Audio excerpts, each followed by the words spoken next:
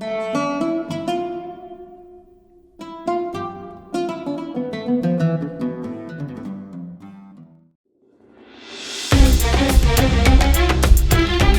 cara membasuh tangan dalam wudhu.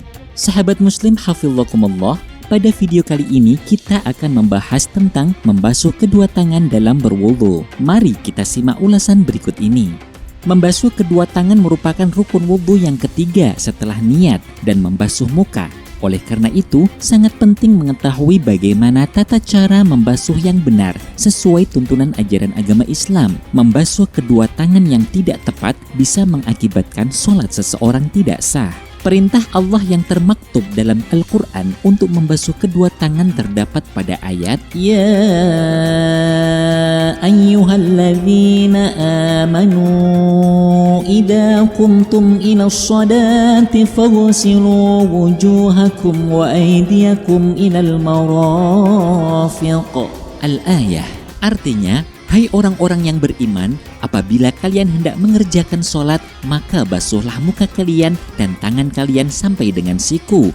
Al-Quran Surah Al-Ma'idah ayat 6. Perintah membasuh kedua tangan sampai siku dengan menggunakan huruf ilah pada ayat tersebut, menurut mayoritas ulama, hukum membasuh siku adalah wajib. Para mufassir banyak yang menjelaskan bahwa ilah pada ayat ini bermakna ma'a, yang berarti beserta. Sehingga dalam memulai membasuh tangan tidak harus dimulai dari ujung kuku dan berakhir di atas siku.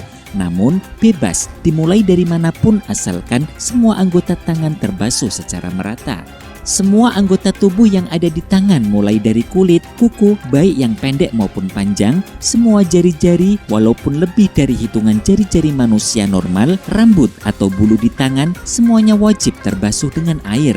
Tidak boleh ada benda yang menghalangi air sampai ke tangan. Oleh karena itu, sebelum membasuh tangan, orang yang berwudu perlu meneliti apakah ada benda yang bisa menghalangi air ke tangan atau tidak, seperti cat, tip X, tato, minyak, tanah liat, cat kuku padat, plaster, perban, dan lain sebagainya. Selain itu, orang yang berwudu perlu meneliti apakah ada benda yang dapat mengubah netralitas air atau tidak. Misalnya, semacam hand and body lotion. Dengan penelitian ini, air akan bisa benar-benar sampai ke tangan tanpa mengalami perubahan netralitasnya. Apakah tangan yang terdapat warna kuning yang membekas setelah memegang kunyit, henna yang ada di tangan, dan tinta ballpoint termasuk penghalang air ke tangan?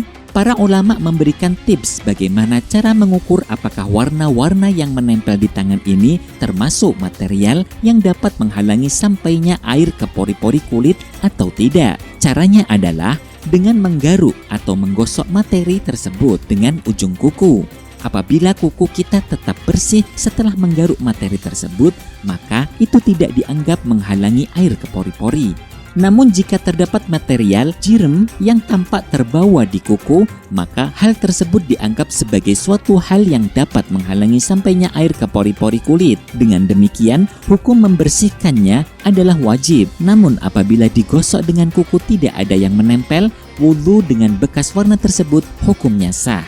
Daki, keringat yang keluar dari dalam tubuh dan kotoran di bawah kuku yang keluar dari badan orang yang berwudu itu sendiri, meskipun tebal dan sekilas tampak menghalangi air ke tangan, hukumnya diberikan toleransi, dima'fu. Namun, apabila kotoran di bawah kuku disebabkan kemasukan kotoran dari luar tubuh manusia itu sendiri, maka harus dibersihkan. Kesunahan dalam berwudu. 1. Sunnah memulai basuhan dari tangan kanan.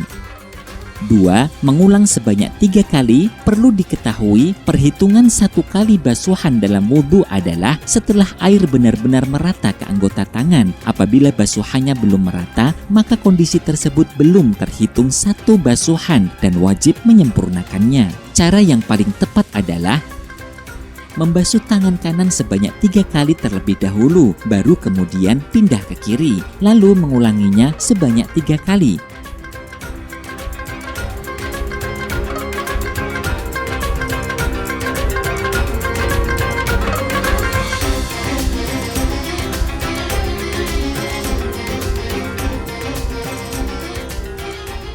Tidak membasuh bergantian kanan kiri, kanan kiri, kanan kiri.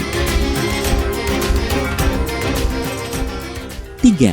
menggosok kedua tangan. Artinya, dalam membasuh tangan tidak sekedar mengalirkan air ke tangan saja, namun mengalirkan sembari menggosok kedua tangan.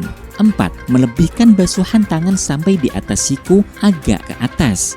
5. Bagi orang yang berwudu dengan menggunakan cincin yang longgar, sunnah menggerak-gerakkan cincin yang ada di jari tangan. Namun apabila cincin sangat ketat dan air tidak bisa meresap ke kulit di bawah cincin, hukum menggerakkannya adalah wajib supaya air benar-benar sampai di bawah cincin.